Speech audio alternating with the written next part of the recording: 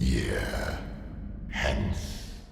Hello everyone, this is Storydive, back again, this time interpreting the meaning of A24's new film, The Green Knight, as well as breaking down some of the cultural references and hints I noticed, and comparing the film to the original poem that it is based on.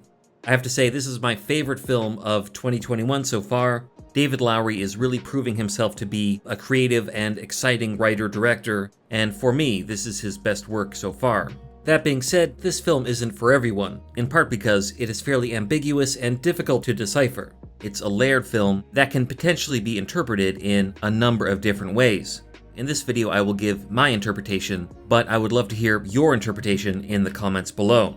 Also, as you probably guessed, there will be spoilers in this video, so if you haven't seen The Green Knight yet, I recommend you go watch it before watching this video. Let's get started. The Green Knight is based on a 14th century epic poem written in Middle English called Sir Gawain and the Green Knight. There are several interpretations of the pronunciation of Gawain's name, and in the film they tend to go with Gawain. In this video, I'll go with Gawain. The original poem is a chivalric romance based in Arthurian legend. Chivalric romance is a form of prose that was popular in the noble courts of high medieval and early modern Europe. Often these tales focus on knight-errants who must take on a quest that will test their heroic qualities and knightly honor. Sir Gawain and the Green Knight is very much in this vein. Gawain must go on a quest which tests his honor and virtue. In the poem, Gawain essentially succeeds in all of these tests, save one at the very end of the story. However, in the film, it is the opposite. He fails all of the tests, except for the final test at the very end of the film. But I'll get more into that later. In the setup of both the poem and film, King Arthur and his Knights of the Round Table celebrate Christmas until they are interrupted by a mysterious Green Knight, who challenges them to a Christmas game, and among Arthur's knights, only his nephew, Sir Gawain, is brave enough to accept, although in the film he isn't yet a knight. Gawain decapitates the Green Knight with a single blow. However, this is no big deal for the knight. He simply picks up his severed head and reminds Gawain of the terms of the game. Gawain must meet the knight 1 year hence at the Green Chapel, where he will receive an equal blow in return. This scene in the film is intercut with shots of Gawain's mother, Morgana le Fay, casting a spell to summon the Green Knight. In Arthurian legend, Morgana le Fay is a sorceress or witch and former apprentice of Merlin. She often plots the downfall of her half-brother, King Arthur. However, in the legends, she is Gawain's aunt rather than mother. In the legends, Gawain's mother is usually said to be Morgause, Morgana le Fay's sister. In the poem, it is eventually revealed that Morgana le Fay is pulling the strings behind the Green Knight and his Christmas game, and the film seems to go with this as well. As Morgana le Fay casts her spell in the film, it is clear that she and what I believe are her daughters, or perhaps her sisters from the legends, are drawing on magic from an older pagan tradition. Perhaps Celtic magic, although the prominently displayed runes used appear to be Germanic or perhaps Anglo-Saxon.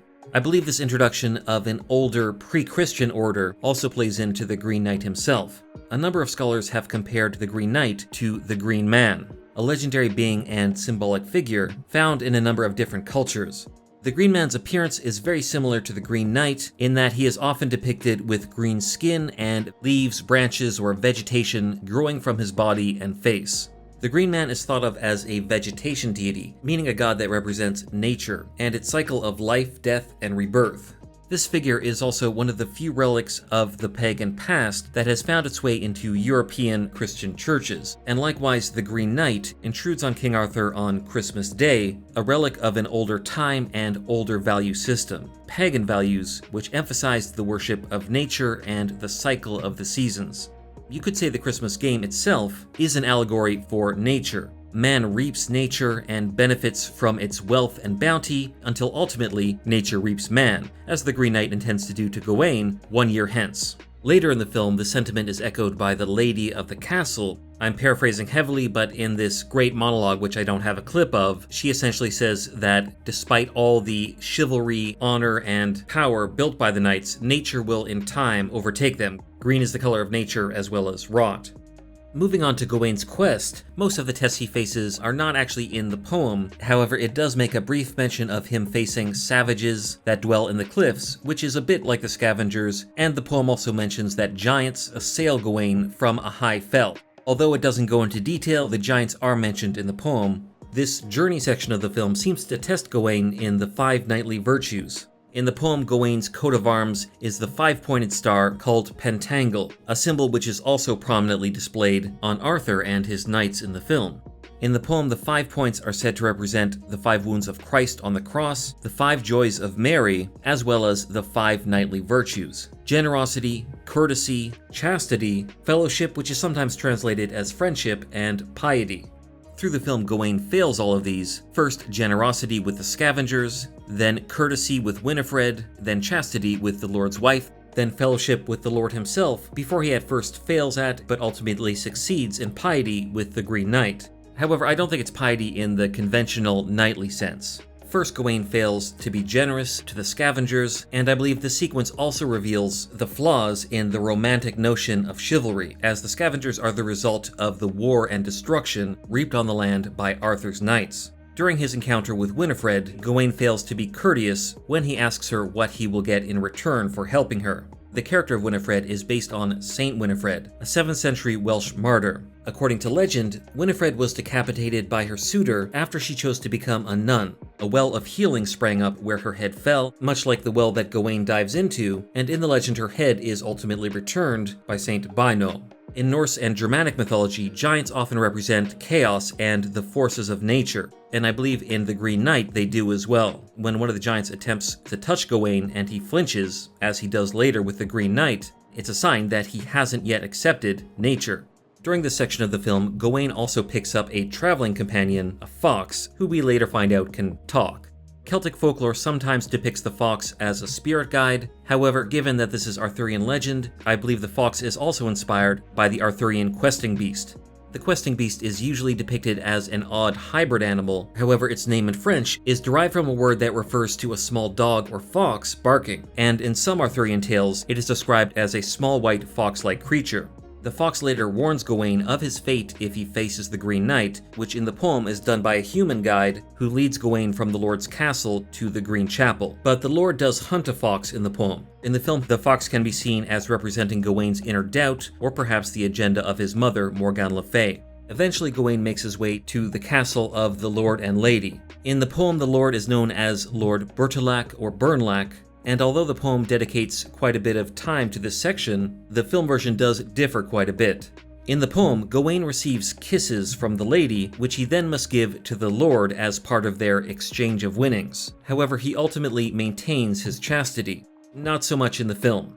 In the poem, the lady is accompanied by an old woman, who is later revealed to be Morgane Le Fay. This seems to be the case in the film as well, as this character wears a blindfold like Morgane Le Fay did earlier, and at one point she even touches the face of Gawain in the same way that his mother did earlier. The character of the Lord's wife, the Lady, is much more complex in the film than in the poem. She physically resembles Gawain's true love, the commoner Essel, because they're played by the same actress. However, her personality is a polar opposite. The Lady is revealed to be very learned in the ways of science and witchcraft, which in this time period can be perceived in a similar way. Because she often appears with the older woman, we can surmise that she is working with Gawain's mother, Morgane Le Fay, and ultimately she provides Gawain with an item that will come into play later, a magical sash or girdle, which is said to protect him against all harm. After his failure in both chastity and fellowship, when he lies to the Lord, Gawain finally makes his way to the Green Chapel and the Green Knight. The Green Knight awakes on Christmas Day, and seeing Gawain waiting for him, attempts to return the blow that he was given. Christmas Day was set in late December as an adaptation of an earlier winter solstice festival. Thus, the Green Knight, who represents nature itself and the changing of the season, attempts to return the blow that was given to him, killing Gawain as the end of a cycle, which will give way to another. However, in another failure of his chivalry, Gawain resists this. He flinches, even though the Green Knight did not flinch when the same blow was given to him. Gawain resists death. Not only does he flinch, but he wears the magical girdle, which will shield him from his fate. This girdle is found in the poem as well, and is the source of Gawain's great shame. The Green Knight points out that his use of the girdle is a defiance of the terms set during the Christmas game, and thus Gawain views it as a shameful failure of his virtues. In fact, at one part of the poem, Gawain refers to the girdle as a reminder of deceit and the stains and filth of the flesh. In the film, the girdle is also soiled in a different way, and also represents a kind of shame. However, in the film, I believe the girdle more so represents Gawain's unwillingness to accept his fate, death, and thus unwillingness to accept nature. When Gawain fails to complete his task, he is shown a vision of his possible future without honor, which is not in the poem, but it is reminiscent of the film and book, The Last Temptation of Christ.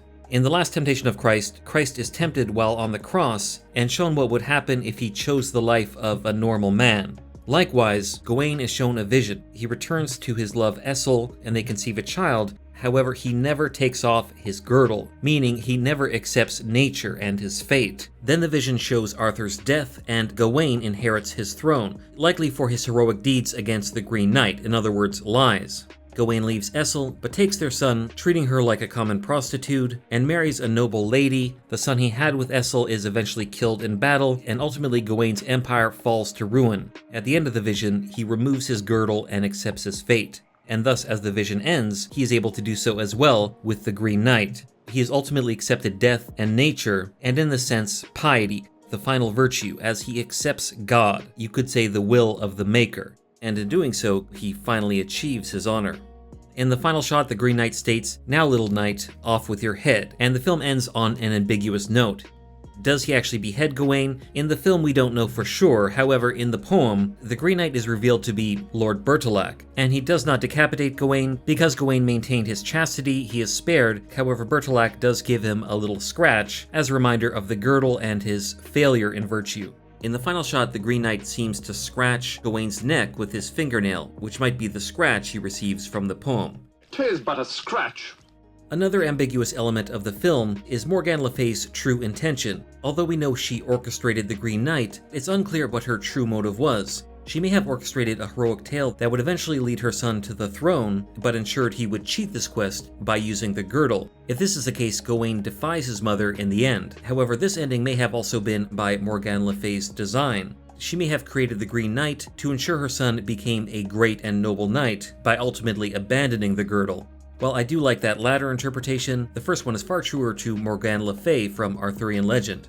Regardless, I like the ambiguous ending because it leaves it open to interpretation. I would love to know what your interpretation is. This is a very layered film that I've only seen once, so I'm sure I missed some details and I'm hoping you can fill me in on those in the comments below. If you'd like to see more breakdowns like this from this channel, be sure to give the video a like, subscribe, and hit the notification bell. If you enjoyed this video, you might also enjoy my breakdown of the best King Arthur films, not including this one because it just came out, as well as my cultural breakdowns of various anime series and movies linked on the screen. Thanks for watching, and until next time.